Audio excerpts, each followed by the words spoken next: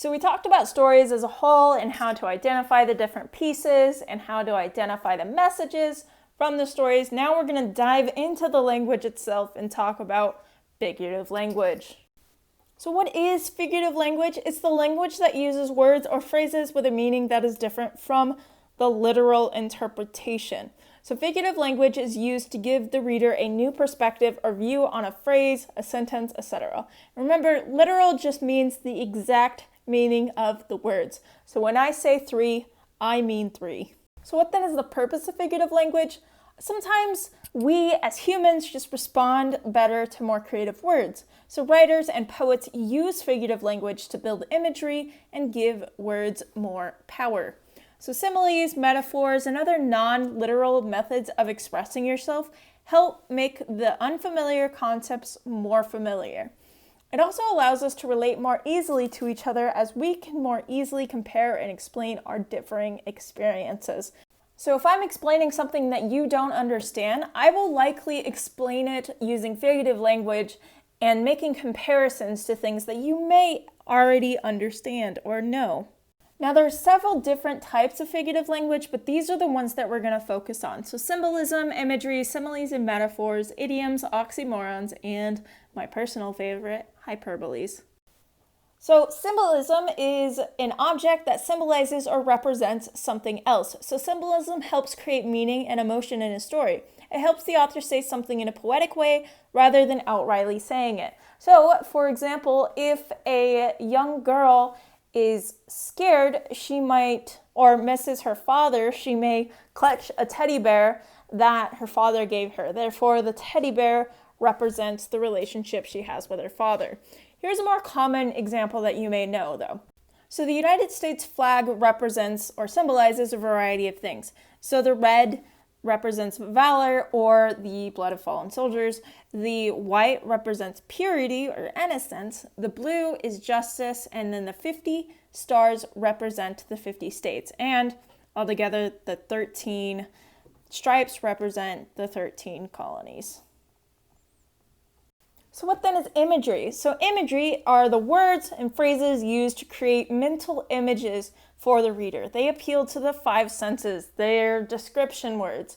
So if I wanted you to imagine a sight or see something in your brain, I might say something like the clouds were edged with pink and gold. So you can kind of see that in your brain and you're like, oh, they're probably talking about a sunset.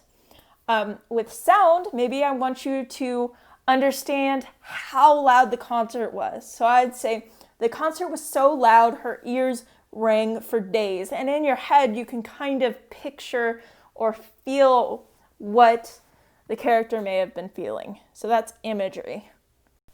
So what are similes and metaphors? So a simile is a comparison of two unlike things using like or as. So he was as handsome as a toad. Metaphor, a comparison of two unlike things, but it does so without like or as. It uses one thing to mean another and compares the two.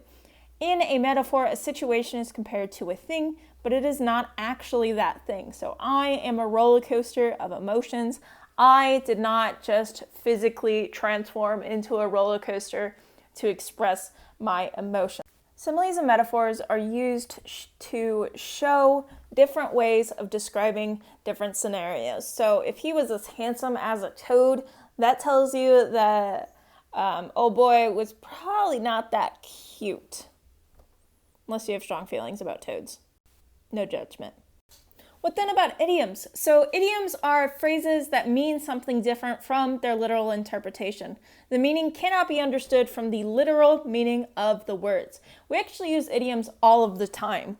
So if I said, get off my back, it means stop annoying me. I am not physically on your back, probably. If I said, give me a hand, I mean help me out. I don't actually remove my hand and hand it to you. That's not helpful. And lastly, when I say I'm all ears, what I'm saying is that I am listening. I am not covered in ears because that's gross. But we use idioms all the time. Can you think of one that you use regularly? Even all the time is an idiom because I am not using idioms literally every second of every day, because sometimes I'm sleeping. What about oxymorons? So oxymorons, when two opposite ideas combine for an effect, equal an effect. So, for example, only choice just means do this. If you only have one choice, it's not a choice. And then the living dead, those are zombies, because you can't be both dead and alive. Lastly, seriously funny just means you're very funny. You can't both be serious and funny at the same time. Lastly, we're going to go into my personal favorite, which is hyperboles. These are extreme exaggerations. They're used to emphasize a point or evoke some kind of feeling. So I'm sure you've heard this or said this a time or two, but I've said it 1,000,000 times. Just means I've said it multiple times because it's unlikely I've said it 1,000,000. This bag weighs a ton. Just means the bag is heavy because I don't think humans can actually lift a literal ton. And then my mom will kill me when I get home. Really just means I'm in trouble. Probably a lot of trouble.